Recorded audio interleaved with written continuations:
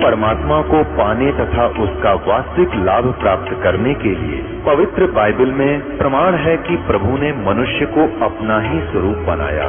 6 दिन में सृष्टि रचकर 7वें दिन विश्राम किया।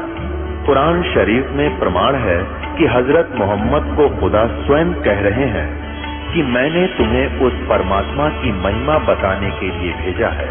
वो परमात्मा कबीर है जिसने 6 दिन में सृष्टि रची तथा 7वें दिन तख्त पर जा विराजा। उसकी खबर किसी बाखबर से पूछकर तो देखो। कृपया अवश्य सुनिए जगत गुरु तत्वदर्शी संत रामपाल जी महाराज के अमृत वचन।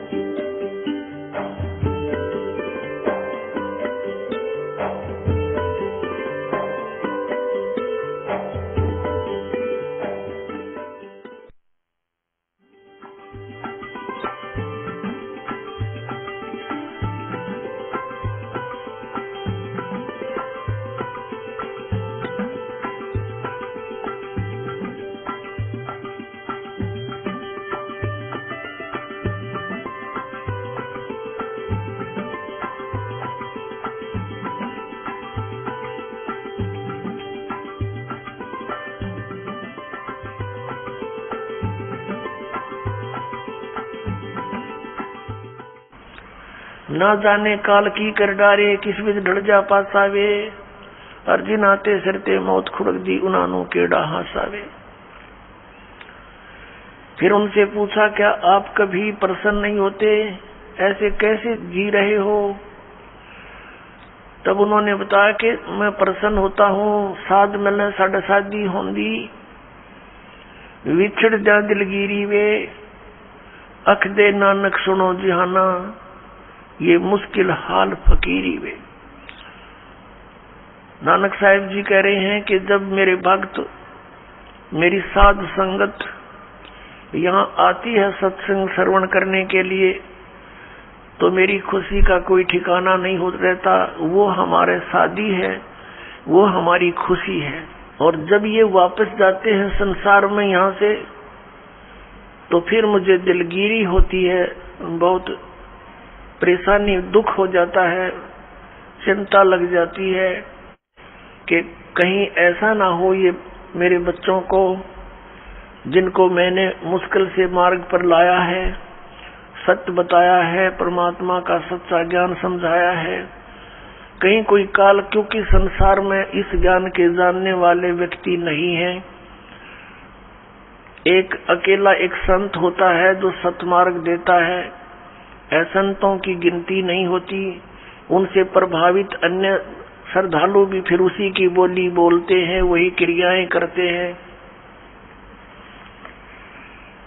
तो नानक साहिब जी कहा करते कि मुझे फिर चिंता बन जाती है कहीं मेरी फसल में कीड़ा ना लग जा, यानी कोई काल का दूत इनको भ्रमित ना कर दे, इनका जीवन नष्ट हो जा। कहते हैं साध मिले साढ़ा शादी होंगी, जब ये वापस आते हैं एज इट इज, तो मेरी खुशी का ठिकाना नहीं रहता कि परमात्मा की दया से अभी ये बचे हुए हैं। और विछड़ जा जलगिरी वे, जब ये यहाँ से जाते हैं तब मुझे बड़ी परेशानी होती है, मुझे चिंता बन जाती है। क्यों बन जाती है? अख दे नानक सुनो जिहाना, मुश्किल हाल फकीरी वे।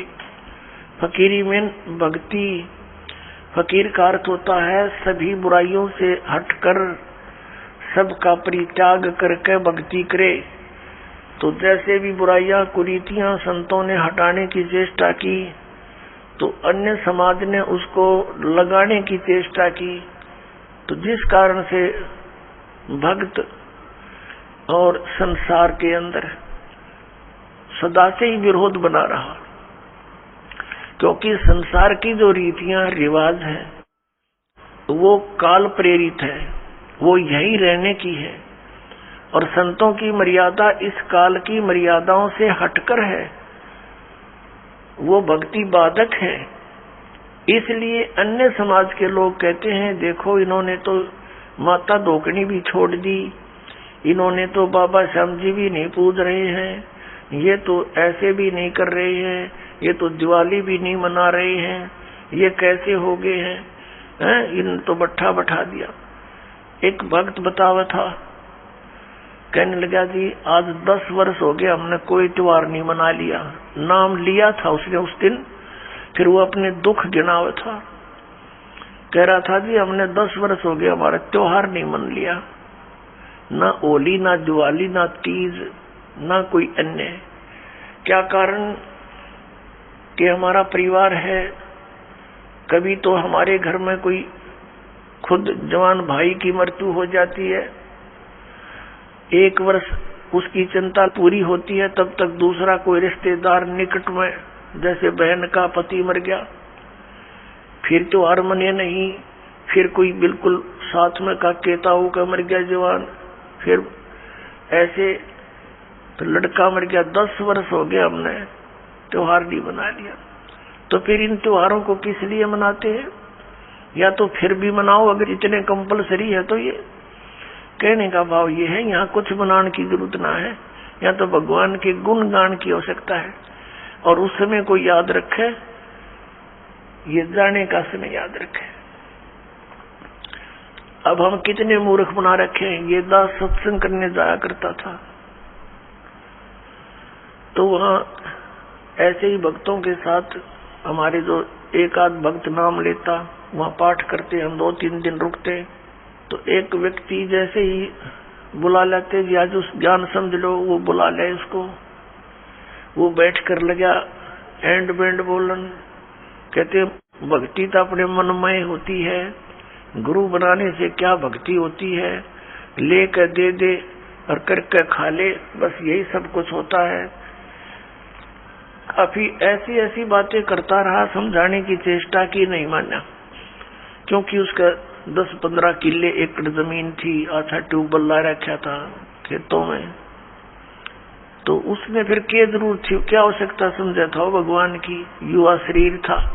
काफी समझाने की चेष्टा की, एंड बैंड बोलता रहा, उठ कर चला गया। खान पीन की उम्र है और भी अब फांसी लगा रहे हो आप, बीड़ी नहीं पीनी, शराब नहीं पीनी, मांस नहीं खाना, नाचना कूदना नहीं है, यूं कह घर उठ कर चला गया। और कहता है कि भक्ति तो बुढ़ापे में करया करे, वृद्ध अवस्था हो जा। तो उसको बता भी बुढ़ापे में भक्ति कठिन हो जाएगी जब पहले से स्टार्ट ना हुई था। क्योंकि बुढ़ापे में तो फिर सारी ये आपदाएं आती हैं, कभी आंख बनवानी, कभी दांत पड़वाने, कभी पिंडी भड़के, कभी सिर में दर्द, और बड़ा परिवार हो जाता, कभी कोई बीमार, कोई किसी की मृत्यु, वह सारी उस वृद्ध के चोट लगा करे। और कदे खांसी सतावे, कदे और 100 समस्याएं हो जाती है, उठ कर बैठा जाना। और क्या पता वृद्ध अवस्था तक प्राणी जीवित रहेगा कि ना रहेगा। तो भक्ति के लिए तो संतों ने बताया है, सदग्रंथों में भी यही लिखा पाया है कि भक्ति के लिए जब भी बच्चा 3 वर्ष का हो जाए, बोलने लग जा, 3 वर्ष के बालक को उपदेश दिला देना चाहिए। जैसा भी करे वो थोड़ा बहुत करता रहेगा, क्योंकि घर में जब चर्चा चलती है, मंत्र चलेंगे तो वो भी बोलेगा, अपने आप बोलता रहेगा, बच्चे को ज्यादा असर होता है, प्रभाव बनता है। तो 3 वर्ष तक बच्चा माता पिता के आश्रित होता है। माता पिता ने दीक्षा ले ली, मर्यादा में रहेंगे तो परमात्मा उनके उस स्तर के बच्चों की भी रक्षा करेंगे। और फिर उन बच्चों को नाम से जोड़ देना चाहिए। तो फिर क्या देखा, 1 महीने के बाद फिर उसी गांव में, नगर में जाने का परमात्मा ने संयोग बनाया, सत्संग था। तो दूसरी बार जब दास गया, वहां पता चला कि वो व्यक्ति जो यहाँ वाद विवाद करे था, वो उसकी मृत्यु होगी। और मृत्यु भी कैसे होगी, कैसे हुई, बड़ी दर्दनाक तरीके से। उसका अपना एक कुआं था, इस साइड की बात है, बाडड़ा साइड की, हरियाणा की। उसका अपना एक कुआं था, उस कुएं में नीचे जल था, कुएं में से वो ट्यूबवेल चलाते हैं। तो सारा दिन ट्यूबवेल चलाया, पानी कुछ नीचे चला जाता है, वो पानी नीचे चला गया कुएं का, और वो स्नान करने के लिए वो क्या करता था, उस कुएं में ही उसने नीचे पत्थर की पैड़ी सी लगा रखी थी, उन पर बैठकर स्नान करता था। जब कुएं का पानी भरा होता था तो वो ऊपर की पैड़ियों पर बैठकर वही नहा लेता था। और फिर क्या, उस दिन पानी गया नीचे उतर, और उसने सोचा इस नीचे वाली पैड़ी पर बैठकर नहा लूं, और दायरा कम से कम 5 फुट नीचे। उसने ध्यान किया नहीं, वो नीचे जाया तो उस पैड़ी पर काई लगी हुई थी, पैर फिसल गया और कुएं में गिर गया। उसने चेष्टा की पैड़ी को पकड़ने की, वो उसके हाथ की रेंज से बाहर हो गई और उसके अंदर वो डूब कर मर गया। सारी रात ढूंढते रहे उनके घर वाले, बच्चा आया नहीं, कहाँ गया, कैसे है। खोजते खोजते सुबह देखा तो कपड़े और जूते बाहर रखे हैं, अंदर कुएं में मरकर ऊपर तैर रहा है।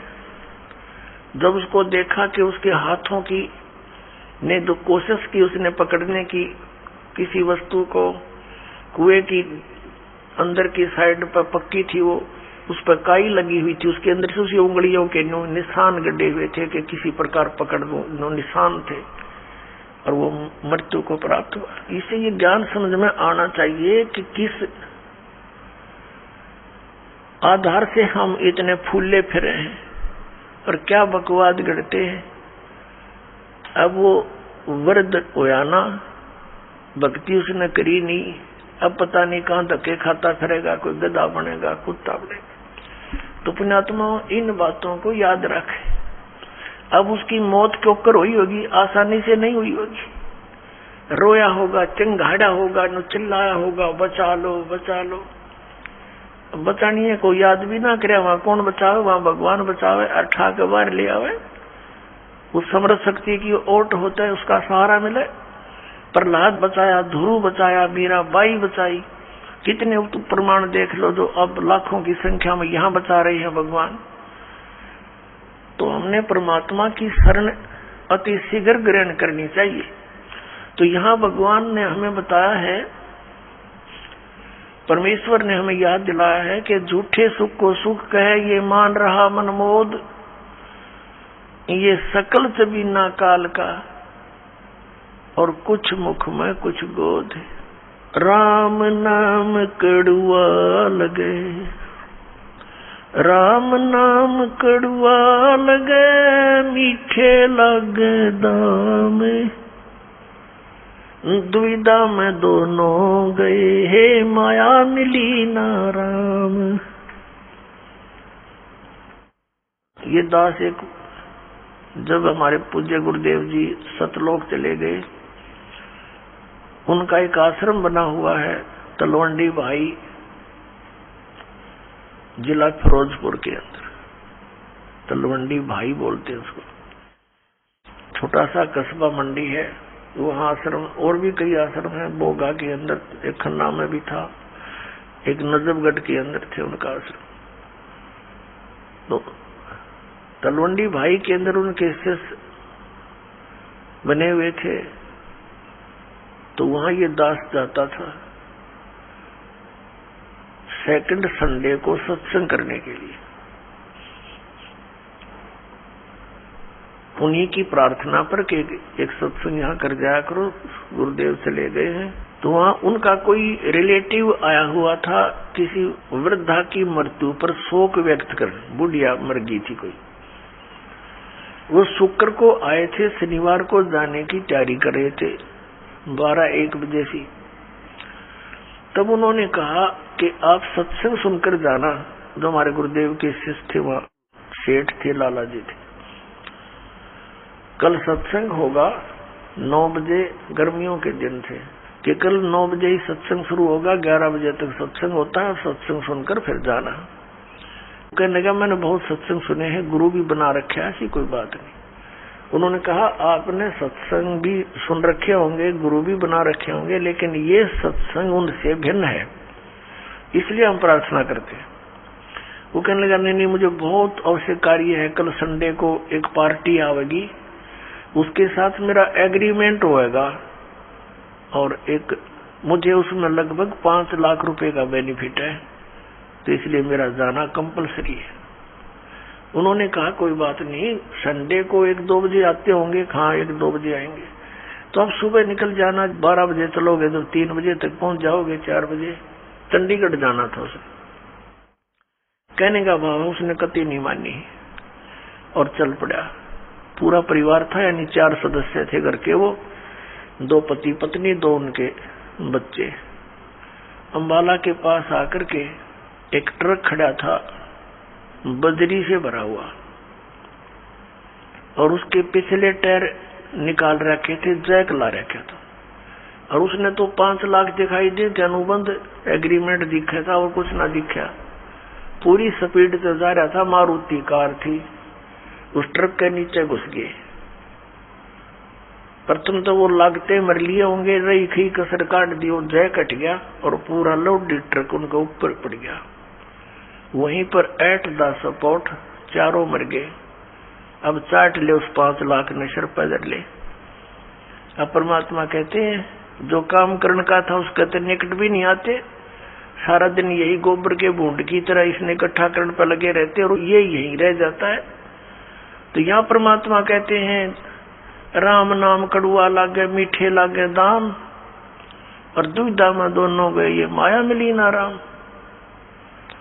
इसलिए परमात्मा हमें याद दिलाते हैं मात पिता मिल जाएंगे 184 माँ, सतगुरु सेवा और बंदगी भाई फेर मिलन की ना।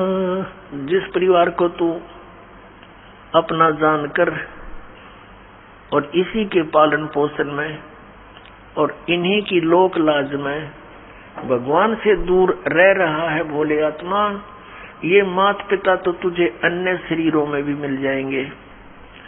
कुत्ते के यहाँ जन्म होगा वहाँ माता पिता, गधे के घर जन्म होगा तेरा वहाँ माता पिता, पशु पक्षी बनेगा वहाँ माता पिता, और अन्य फिर मनुष्य जीवन भी प्राप्त होगा फिर भी माता पिता। माता पिता मिल जाएंगे 184 माँ, और सतगुरु सेवा और ये बंदगी ये भक्ति भाई फिर मिलन की ना। अपरमात्मा फिर कैसी गहरी चोट इस आत्मा का लगाते हैं ताकि या कुछ फड़फड़ी ले ले, कुछ जाग जा, कुछ असर हो जाए इसका कुछ। ये एंटीबायोटिक है, ये कैप्सूल समझो परमात्मा की वाणी जो आत्मा को झंझोड़ कर धर देगी। और इसके ऊपर जो तीनों गुणों का ये नशा बना हुआ है या भांग पी रखी है काल के इस झूठे सुख की, इस त्रिगुणमयी माया की, इसे मिलने वाले लाभ की, तो या उतरने लग जाएगी, कुछ कम हो जाएगी, इसका नशा उतरेगा आपको। परमात्मा कहते हैं कबीर ये माया अटपटी और सब घट आन अड़ी, किस किस न समझाऊं या कुएं भांग पड़ी। आप इस सत्संग को छोड़कर अन्य सत्संग भी सुनते हो, उन सत्संगियों के व्यवहार भी देखते हो। नाम सत्संग का कर्म सारे वही जो आम जन साधारण किया करता है, इसलिए समाज में कुरीतियां ना घट करके बढ़ती ही चली गई। ऐसे ही ये भ्रष्टाचार भी बढ़ता ही चला गया, दुराचार भी चरम सीमा पर पहुंच गया, अत्याचार, लूट खसोट, रिश्वतखोरी। तो क्या फायदा हुआ? इतने संत और भक्तों की गिनती नहीं और असर इतना भी नहीं किसी के। कारण क्या है कि वो संत नहीं, और संत के आदेश बिना विकार छूट नहीं सकते। संत का वचन में परमात्मा की दया होती है, उसके ही वचन से, उसकी सत्संग सुनने से प्रभाव बनता है। तो वो संत नहीं है, वो दिखे संत, क्योंकि ऊपर के दिखावे से या इस सत्संग वचन सुना देने से संत नहीं होता। संत के बहुत ही ज्यादा गहरे जो लक्षण होते हैं वो जन साधारण की पहुंच से दूर होते हैं। एक तो संत का ज्ञान से पहचान होता है, संत की और असंत की उसके वचनों से, उसके सत्संगों से पहचान होती है। और सदग्रंथों में तो और भी बहुत सी पहचान बताई है कि उल्टे लटके हुए संसार रूपी वृक्ष को जो भिन्न भिन्न बता देगा स वेदवित वो तत्वदर्शी संत है। गीता जी अध्याय नंबर 15 के श्लोक नंबर 1 में यही ज्ञान दिया है। और संत की और असंत की पहचान उसके ऊपर के दिखावे से नहीं होती, ऊपर के आडंबर से नहीं होती, उसके ज्ञान से होती है। और फिर समाधान के मंत्र से होती है। ज्ञान भी सुन सुनाकर कोई किसी से मिलता जुलता कह सकता है, लेकिन उसके पास उस रोग के नाश करने की, इस हमारे जन्म मृत्यु के रोग का नाश करने की और प्रारब्ध के अंदर आने वाले कष्टों का निवारण करने की औषधि नहीं है, वो सही मंत्र नहीं है, तो कितनी ही बातें बनाता रहे वो संत नहीं है। और किसी व्यक्ति ने इस दास से सुनकर और ये मंत्र लेकर तीनों और स्वयं संत बनकर इनको दान करने लग जाता है, देता है, तो वो डुप्लीकेट लाइसेंस बना रहा है, क्यों वो अधिकारी नहीं है। वो गुरु की आज्ञा के बिना स्वयं ही नाम देता है तो वो निगुरा है और वो अधिकारी नहीं है, उससे उपदेश लिया हुआ भी व्यर्थ ही है। तो इन सब बातों से हमने सावधान रहना है। अब क्या बताते हैं परमात्मा? कंठी माला सुमरनी पैरे से क्या हो, ऊपर डूंडा साध का अंतर रख्या खो। ऊपर तो साध का डूंडा पीट रखा, जैसे कंठी माला तिलक दाढ़ी दूढ़ी बढ़ा रखी, लाल कपड़े डाल रखे, ऐसा दिखे जैसे बड़ा महापुरुष होगा, और अंदर भक्ति ना ज्ञान एक आने का। कहते ऊपर डूंडा साध का, ऊपर लोग दिखावा तिसा दिखे भाई, कति आदमी ने सोचा भगवान से मिल रहा होगा और अंदर खख नहीं उसके, तो उसका ज्ञान से पता लगेगा, उसकी बोली से पता लगता है। जैसे धर्मदास जी को जब ज्ञान हुआ, आदरणीय धर्मदास साहिब जी को, और परमात्मा उनसे बिछुड़ गए थे, उसके वियोग में संतों से मिलते थे और उन संतों से प्रश्न करते थे वो कि ब्रह्मा विष्णु महेश के माता पिता कौन है। गीता जी अध्याय नंबर 18 के श्लोक नंबर 62 में जो गीता ज्ञान दाता किसी अन्य भगवान की शरण में जाने को कहता है, वो भगवान, वो परमात्मा कौन है, तो वो उसका जवाब नहीं दे पाते थे। वो वही बोली बोलते थे जो पहले बोला करते थे, ये तो अजरो अमर है, सर्वेश्वर है, महेश्वर है। तो उठकर चल पड़ता था कि ये संत नहीं असंत है। तो संत और असंत की बोली से पता लगे। कबीर परमेश्वर जी कहते हैं, खरना हो केहरी कबहू सिंह की खाल उठाए। यदि गधे को सिंह की यानी शेर की खाल पहना दी, ऊपर का कवर उसका, वो उस मात्र से सिंह नहीं बन जाता, शेर नहीं बन जाता, दिखता शेर है बिल्कुल। एक समय एक कुमार ने कुब्ज सूझगी, उसने कितने कोई शेर की खाल पाएगी पड़ी हुई, शेर मरा पा गया, उसने वो खाल खुल तार तोड़ लिया उसकी कितने तो काट पीट के, और उसने अपने गधे पर डाल दी, पूरी खट कर दी, और उसको रात के समय खेतों में छोड़ दिए। वो जाके किसानों की फसल खावे, रखवाले देखे चांद की चांदनी में निकट जावे, क्या बढ़ गया क्या आ गया, देखे वहां पर शेर खड़ा फसल खा रहा, शेर सिंह, तो वो भाग ले पूरी तरह, गांव में आकर रुक गए, मर गए, शेर आ रहा, शेर आ गया। अब रखवालों ने उधर जाना भी छोड़ दिया कि रात में शेर आवर फसल खावे, काफी चर्चा का विषय बन गया।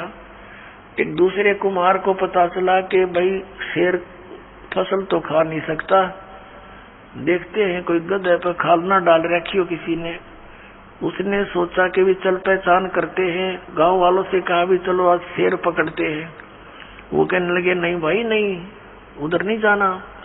वो कहने लगा भी चलो तुम मेरे साथ चलो, वृक्षों पर बैठ जाना ऊंचे चढ़कर।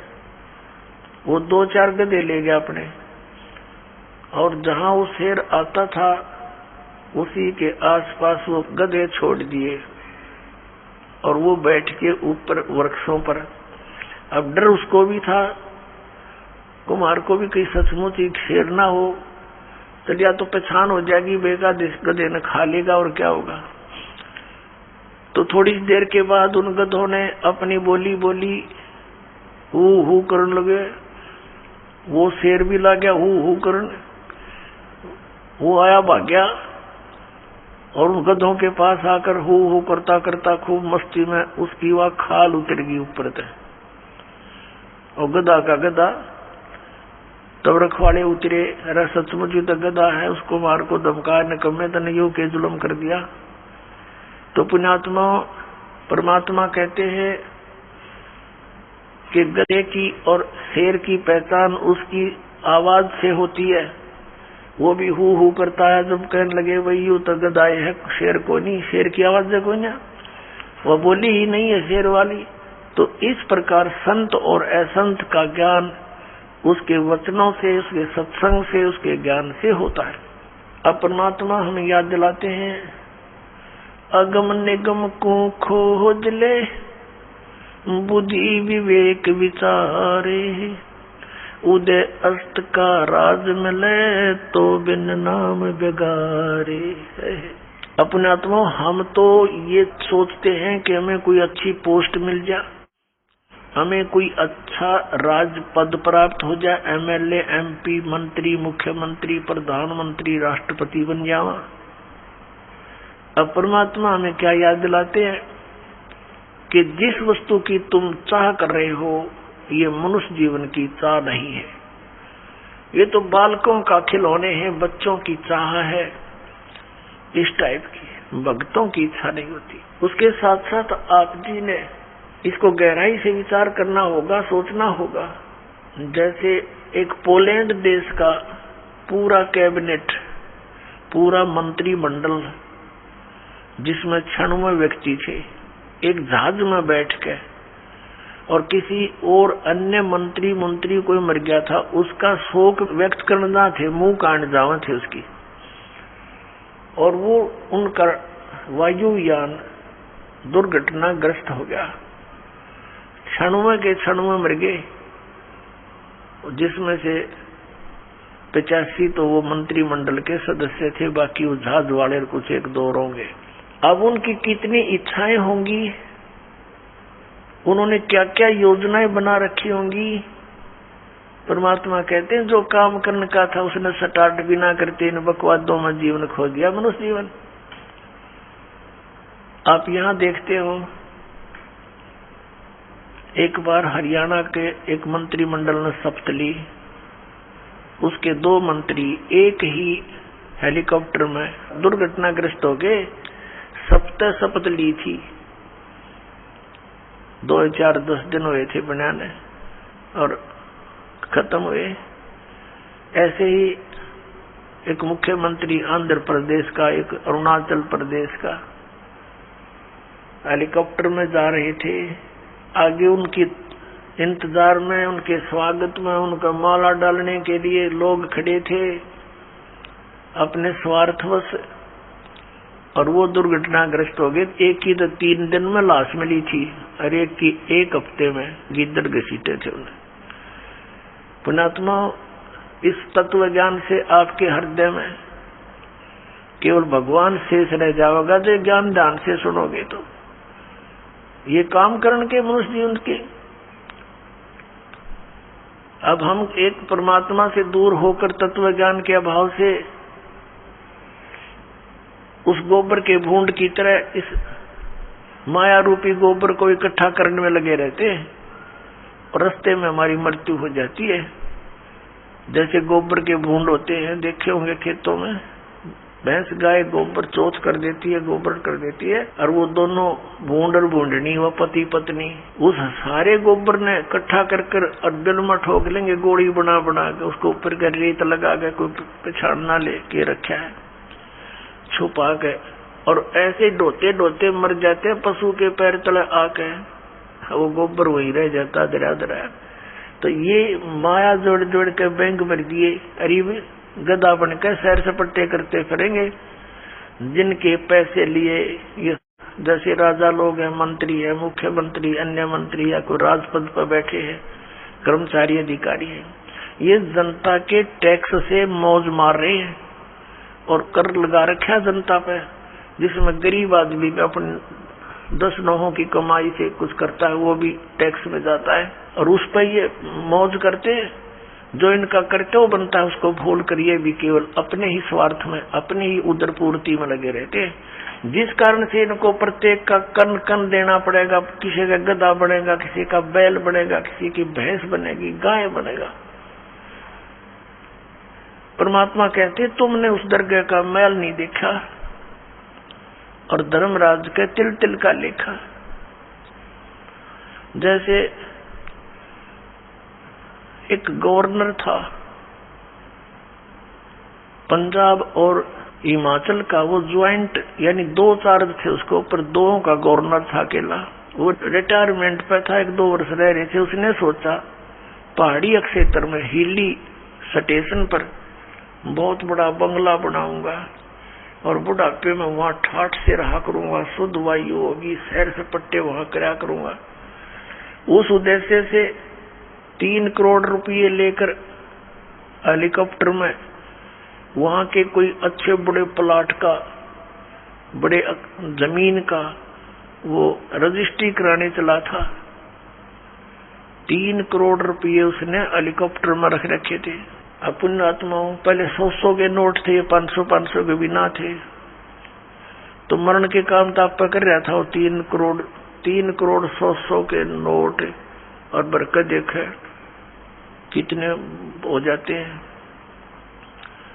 तो वो दुर्घटनाग्रस्त हो गया वो हेलीकॉप्टर। उसका परिवार भी साथ में था, एक बालक बच्चा था, लड़का। तो वो पहाड़ियों पर मर गया पड़ के, और वो नोट उड़ते फिरे। वो बकरी खावा उनने, फिर वो आकर जो भेड़ बकरी चरा रहे थे वो उठा ले गए गडरिए। फिर उनको फिर क्या देखा कि उसका जो अपना रेजिडेंस था वहां उसने तय खाना बना रखा और उसमें 40 करोड़ रुपया दे रखा। 40 करोड़ रुपया 100 के नोटों का मेरे ख्याल में 2 ट्रकों पर नहीं चल है। और वो छाती का लाए बैठा सांप की तरह उस पर सोए और वहां मर गया। वो रह गया दरा दरा। अब क्या होगा? वो लाट साहब फिर गधा बनेगा और गेला उसकी पत्नी, और फिर क्या बनेंगे वहां जिस जिसके पैसे इकट्ठे कर रखे थे प्रत्येक का पाई पाई का हिसाब चुकाएंगे। बहुत लंबा काम बना लिया उन्होंने अपने ऊपर। तो परमात्मा कहते हैं कि तुमने उस दरगाह का मैल नहीं देखा और धर्मराज के तिल तिल का लेखा। तो यहां परमात्मा हमें याद दिलाते हैं कि जैसे श्रीमद् भगवत गीता अध्याय नंबर 7 के श्लोक 29 में कहा है कि अर्जुन, मेरे आश्रित होकर मैं तुझे जो ज्ञान बता रहा हूं उसको आश्रय करके उस पर अमल करो। क्या बताया है? गीता जी अध्याय नंबर 4 के श्लोक नंबर 32 में कहा है कि आध्यात्मिक अनुष्ठानों यानी यज्ञों की जानकारी सच्चिदानंद घन ब्रह्म की वाणी में विस्तार के साथ कही गई है। वो तत्व ज्ञान है और उस तत्व ज्ञान को जानने के पश्चात तू सब कर्म बंधनों से मुक्त हो जाएगा। चौथे अध्याय के 34वें श्लोक में श्रीमद् भगवत गीता में कहा है कि अर्जुन, उस तत्व ज्ञान को जो सच्चिदानंद घन ब्रह्म ने स्वयं आकर अपने मुख कमल से बोला है, वो कबीर वाणी है, वो कबीर वाणी है, वो सच्चिदानंद घन ब्रह्म की वाणी है, वो तत्व ज्ञान है। उस तत्व ज्ञान को तू तत्वदर्शी संतों के पास जाकर समझ, उनको दंडवत प्रणाम करने से, कपट छोड़कर उनसे प्रसन्न करने से, सरलता पूर्वक प्रसन्न करने से वो तत्वदर्शी संत तुझे उस परमात्म तत्व का ज्ञान कराएंगे। यानी गीता ज्ञान दाता से अन्य कोई परम शक्ति है जो पूर्ण मोक्षदायक है, जिसकी शरण में जाने के बाद फिर संसार में लौटकर कभी नहीं आते, पूर्ण मोक्ष होता है। और उसकी कृपा से ही ये जीव परम शांति को और सनातन परम धाम को प्राप्त होता है। अपने विषय में गीता ज्ञानदाता कहता है कि अर्जुन, चौथे अध्याय के 5 और 9 में, दूसरे अध्याय के 12 श्लोक में गीता जी में, गीता अध्याय नंबर 10 के श्लोक नंबर 2 में कहता है, अर्जुन तेरे और मेरे बहुत जन्म हो चुके हैं, तू नहीं जानता, मैं जानता हूँ। तो इसे सिद्ध गीता ज्ञानदाता भी नाशवान है, इसकी भी जन्म मृत्यु होती है। गीता ज्ञानदाता कौन है? श्री कृष्ण में ये ब्रह्म बोल रहा है। अब ब्रह्म की पूजा करने से भी वो स्थान प्राप्त नहीं हो सकता जहाँ जाने के बाद साधक फिर लौटकर संसार में कभी नहीं आते, जो गीता जी अध्याय नंबर 15 के श्लोक नंबर 4 में कहा है। और फिर गीता जी अध्याय नंबर 18 के श्लोक नंबर 62 में कहा कि अर्जुन तू सर्वभाव से उस परमेश्वर की शरण में जा, उसकी कृपा से ही तू परम शांति को और सनातन परम धाम को प्राप्त होगा। तो इससे सिद्ध हो गया कि उस गीता ज्ञानदाता से अन्य कोई परमेश्वर है जिसकी कृपा से वो सारा ये जन्म मृत्यु का ये झंझट, ये रोग, ये कति कटेगा और उसी से परम शांति होगी। अपने विषय में गीता ज्ञानदाता 8वें अध्याय के 5 और 7 श्लोक में कहता है कि तू युद्ध भी कर, मेरी भक्ति भी कर, यानी मेरी शरण में रहेगा, युद्ध तो करना पड़ेगा तुझे, इससे परम शांति नहीं हो सकती। जन्म मरण का रोग नहीं कट सकता क्योंकि वो स्वयं भी जन्म मृत्यु के अंदर है, गीता ज्ञानदाता। अब यहाँ प्रश्न चल रहा है कि 7वें अध्याय के 29वें श्लोक में उसने क्या कहा है कि अर्जुन मैं जो तुझे ज्ञान बता रहा हूँ और उस ज्ञान को जो आश्रय करके तत्वदर्शी संत की खोज कर लेता है और जो केवल जरा और मरण से छूटने का ही प्रयत्न कर रहा है, तो वो उस तत्ब्रह्म को और संपूर्ण अध्यात्म ज्ञान को और सभी कर्मों को समझ चुका है, सभी कर्मों से परिचित है। जो व्यक्ति जरा और मरण से ही छूटने का प्रयत्न करता है, संसार की किसी अन्य वस्तु की डिमांड नहीं करता है, तो वो समझ लेना कि वो उस तत्ब्रह्म से परिचित हो चुका है, उस परमेश्वर से परिचित हो चुका है जिसकी शरण में जाने के बाद साधक फिर लौटकर कभी संसार में नहीं आते और जिसकी कृपा से परम शांति और सनातन परम धाम प्राप्त होता है। अब जरा माने वृद्धावस्था, बुढ़ापा, और मरण माने मृत्यु। जरा और मरण से जो छूटने का प्रयत्न करते हैं वो उस तत्ब्रह्म से परिचित है। अब अर्जुन ने 8वें अध्याय के प्रथम मंत्र में पूछा, 7वें अध्याय में केवल 30 मंत्र है, 29 में आपको सुना दिया और 30 श्लोक में ये कहता है गीता ज्ञानदाता कि अंत समय में जो केवल मुझे ही जानते हैं तो वो मुझे ही जानते हैं, वो मेरे तक ही सीमित रह जाते हैं। फिर 8वें अध्याय के प्रथम मंत्र में अर्जुन ने पूछा फिर किम तत्ब्रह्म,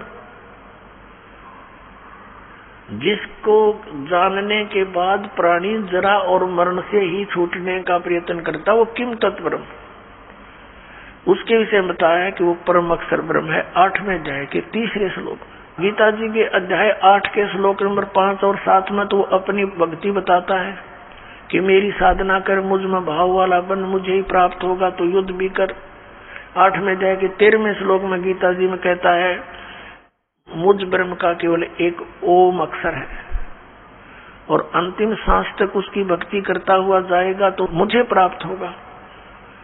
गीता जी अध्याय नंबर 8 के श्लोक नंबर 6 में एक विशेष निर्णायक ज्ञान दिया है कि अंत समय में जो जिसमें भावित होता है, जिसकी आस्था जिसके अंदर रह जाती है, वो उसी को प्राप्त होता है।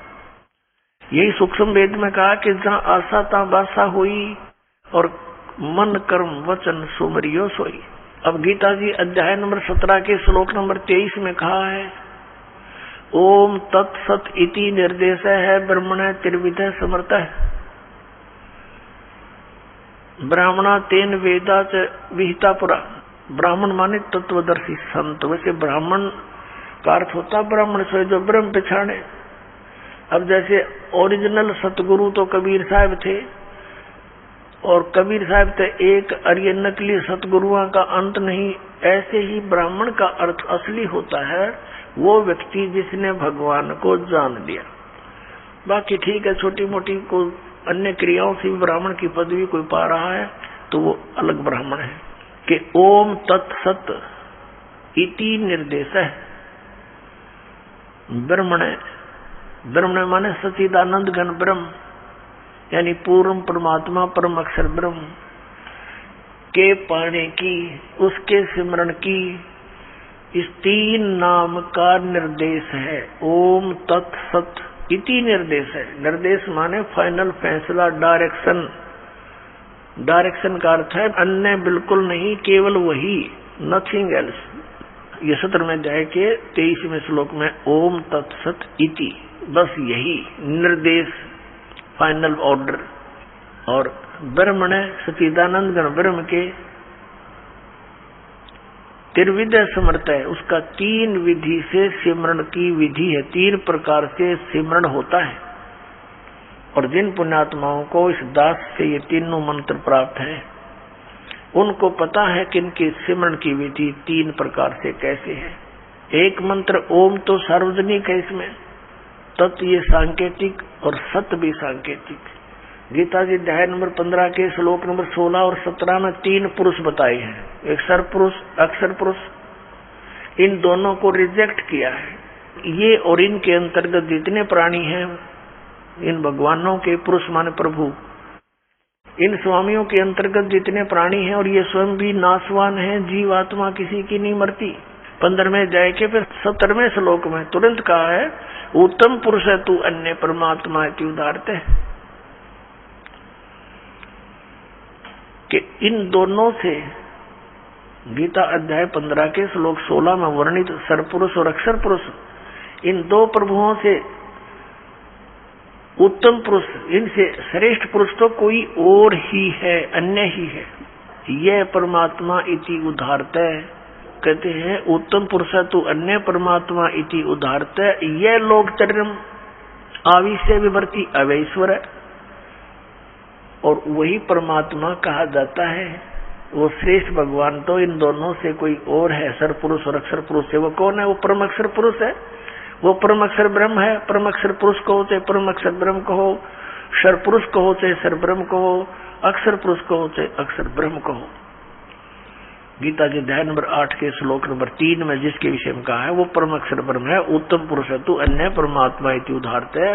ये लोकचर्यम आविष्य विवर्ती, जो संसार रूपी वृक्ष की जड़ है, वो मूल मालिक है, जो सबका पालन पोषण करता है, जो तीनों लोकों में प्रवेश करके सबका धारण पोषण करता, वो वास्तव में अविनाशी परमात्मा है। अब प्रसंग चल रहा है 8वें अध्याय के 5 और 7 मंत्र में। गीता ज्ञानदाता अपने विषय में बता रहा है कि मेरी भक्ति कर मुझे प्राप्त होगा, लेकिन ओम नाम का जाप कर, ओम नाम से जो परम गति होगी वो ब्रह्मलोक प्राप्ति है। ब्रह्मलोक में गए प्राणी फिर वापस आते, जन्म मृत्यु में रहते हैं। और गीता ज्ञानदाता स्वयं भी कहता है मेरे भी और अर्जुन तेरे भी बहुत जन्म हो चुके, तू नहीं जानता। तो इससे पूर्ण मोक्ष और सनातन परम धाम और परम शांति नहीं हो सकती। गीता जी अध्याय नंबर 17 के श्लोक 23 में ओम तत्सत तीनों भगवानों के मंत्र हैं, सरपुरुष, अक्षर पुरुष और परम अक्षर पुरुष के। सर्वब्रह्म, अक्षर ब्रह्म और परम अक्षर ब्रह्म। तो सर्वब्रह्म कहो, इसको सीधा ब्रह्म भी बोल देते हैं, इसको ज्योत स्वरूपी निरंजन काल भी कहते हैं। इसका ओम मंत्र है, यो तो इसने डिक्लेयर कर ही रखा है। अब उस परमात्मा को पाने की ये 3 मंत्र की साधना है या पूजा नहीं है, या साधना है। जैसे जल पानी नीर, जैसे धन धन सतगुरु वाले देते 3 मंत्र, अकाल मूर्त सब स्वरूपी राम सतपुरुष। ये तो पाना है हमने, इसको तो खोजना है। जैसे जल पानी नीर करता रहे। पानी का पता है पृथ्वी में जल है, वो मिले कैसे, उसके वो साधन खरीदने पड़ेंगे, लाने पड़ेंगे, बोकी मारनी पड़ेगी। सांस उस वास की, ये 2 मंत्र का ओम और तत् ये सांकेतिक है, ये अक्षर पुरुष का मंत्र है जिसको परब्रह्म भी कहते हैं। तो इन दोनों मंत्रों का श्वास उश्वास से जाप करना होता है। ये सांस उश्वास की बोकी लगेंगी और फिर वो क्या होगा, जैसे बोकी का काम है पाइप को जल तक पहुंचा देना, इन दोनों से जल बाहर नहीं आएगा, मिलेगा नहीं। फिर तीसरा हैंड पंप लगाना पड़ेगा उस जल को बाहर निकालने के लिए, प्राप्त करने के लिए, वो भी सेवा पूजा है। ऐसे ही इन 2 मंत्रों से, जो सतनाम के 2 अक्षर का मंत्र है, एक ओम और एक तत्, सांकेतिक दास बताता है इस पृथ्वी पर 21 ब्रह्मांड में इस दास के अतिरिक्त न इस नाम से कोई परिचित है 3 मंत्र से, और न ही कोई अधिकारी है, ये सत्कर मान लेना। और कोई देता है तो धोखेबाज। यदि कोई इस दास से लेकर के कहीं ये शुरू भी कर रखी होगी दुकान का नीच तो पावेगा कहीं ना कहीं लुका छुपा, फिर समाज उससे भी बच के रहेगा और उसके फंसे हुए जाल के भक्तों को भी समझाने की चेष्टा करेगा कि गलत आदमी का फंस गए तुम। ऐसे तो ये दुश्मन पहले बतेरे थे जिन भ्रमित कर दिया, डबो दिया देश का देश, पूरे मानव समाज को गुमराह कर रखा। भगवान के शत्रु हैं ये, परमात्मा के बच्चों को मिसगाइड किए बैठे। अब ओम और तत्, ये तो सतनाम 2 अक्षर का, और ये राधा स्वामी के गुरुजी खुद कहते हैं जो 2 अक्षर का वेद बतावे सोए गुरु पूरा कहावे। इन 1 अक्षर का बिना मेरा 5 नाम काल के 500 उनका जाप करते हैं, जिस कारण से इनका मुखिया भी भूत की योनि प्राप्त किए हुए हैं और अपनी से सैबुकी में बढ़कर प्रवेश करके हुक्का पीवे और चूरमा खावे, रोटी खावे। अब खाई यहीं पर खा धक्के, क्योंकि संत मिले नहीं और पिछली पुण्यकर्मी प्राणी थे ये महात्मा, आगे चार्जर ठीक मिला नहीं, सतभक्ति मिली नहीं, पिछली बैटरी डिस्चार्ज होगी, पुण्य क्षीण हो गए, भूता बनना था। फिर करोड़ों लोगों को गुमराह करने का दोष सिर पर रख ले गया, वो तो दुर्गति इसकी न्यारी होगी। ये सत्कर्माना पुण्यात्माओं, दास का कोई उससे भाई बंटवारा ना, कोई किसी चीज का हिस्से में साझा नहीं, वे उसको उनको कोई झूठ बोलकर जनता को अपने पीछे लगा कर उनका कोई हिस्सा लेता हूं, नहीं। परमात्मा ने इस दास को वो ज्ञान दे दिया जो किसी के पास नहीं, इसके बिना जीव का कल्याण कति नहीं। परमात्मा के बच्चे अपना जीवन नाश कर रहे हैं। मुझे बहुत रोना आता कई बार बैठ करके, कौन सी साइड से समझाऊं भगवान, आप पर दया करिए अपने बच्चों को। आपने ये शुरुआत की है, इसको पार भी लगाना परमात्मा, हम जीवों के बस का नहीं है इतने बड़े मिशन को सफल करना, आप ही दया करिए। तो पुण्यात्मा जो प्रसंग चल रहा है कि जैसे हैंड पंप लगाया, बोकी पहुंच गई, पाइप भी नीचे चलेगी, बोकी का काम हो गया पूरा। अब पाइप जो है उसके ऊपर एक हैंड पंप लगाना पड़ेगा। अब वो हैंड पंप को भी फिर उसकी पूजा है, उसका सिमरण करना है, वो सारनाम है, ये सतनाम है 2 अक्षर का, एक ओम और तत्, और सत जो है ये सांकेतिक है, ये सारनाम है। तो ये पूरे प्रोसीजर का सिमरण करने से पूरा सिस्टम जब सिमरण लगेगा तो पूरे सिस्टम से पानी बाहर आएगा। तो हम पूजा नहीं करते, ये पूजा तो हम जल की करते हैं, हैंडपंप लगाए हैं, जल की पूजा कर रहे हैं। उस वस्तु को प्राप्ति के लिए जो भी हम साधन अपना रहे हैं वो तो साधन है। तो ऐसे ये साधना है उस परम अक्षर ब्रह्म के पाने की। ओम तत्सत इति निर्देश ब्रह्मण है तिर्विदय समर्थ है, वो सच्चिदानंद घन ब्रह्म के सिमरण की, उसको प्राप्ति करने की ये 3 मंत्र का निर्देश है। तो अब गीता जी अध्याय नंबर 8 के श्लोक नंबर 7-5 के अंदर तो वो अपने विषय में कहता है मेरी भक्ति कर मुझे प्राप्त होगा, लेकिन जन्म मृत्यु तेरी भी रहेगी मेरी भी रहेगी।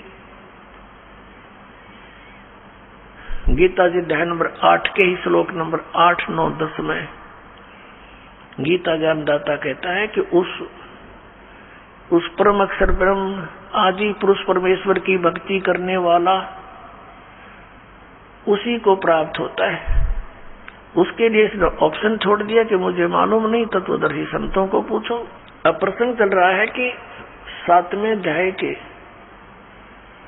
29वें श्लोक में कहा है कि अर्जुन, जब तुझे पूरा अध्यात्म ज्ञान हो जाएगा और तत्व ज्ञान से, उस तत्वब्रह्म से परिचित हो जाएगा और सभी कर्मों से परिचित हो जाएगा, फिर वो प्राणी यहाँ की किसी वस्तु की डिमांड नहीं करता।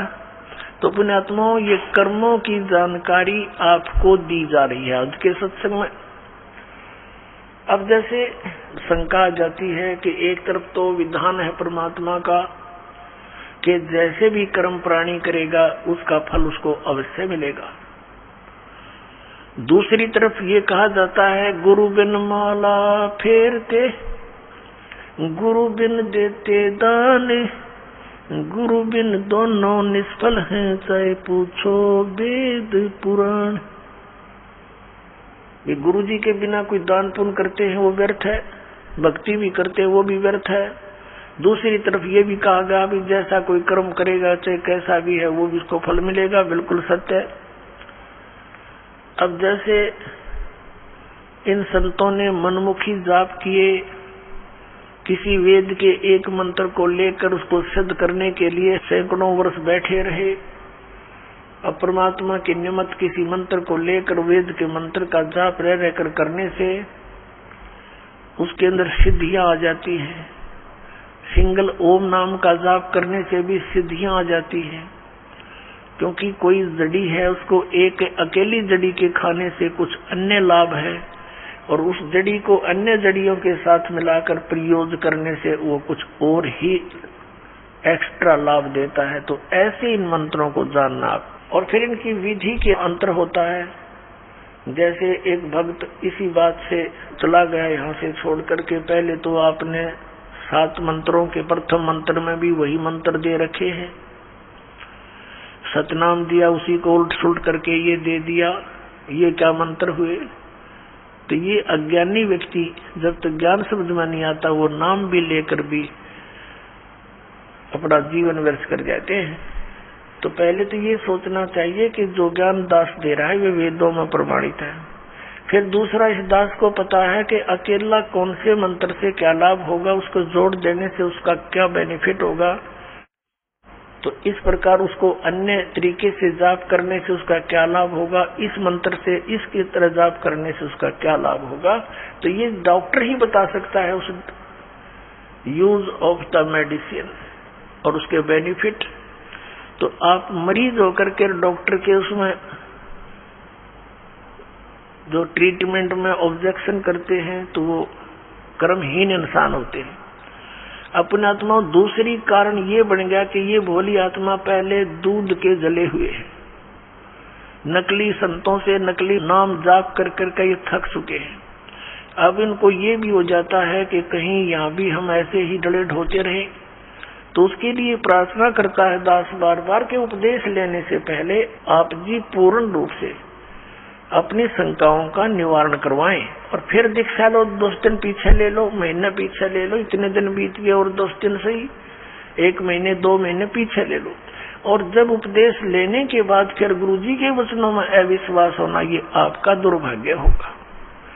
इस दास के एक भी वचन पर आपको किसी भी प्रकार का अविश्वास नहीं होना चाहिए, ये ब्लाइंड फेथ करना पड़ेगा।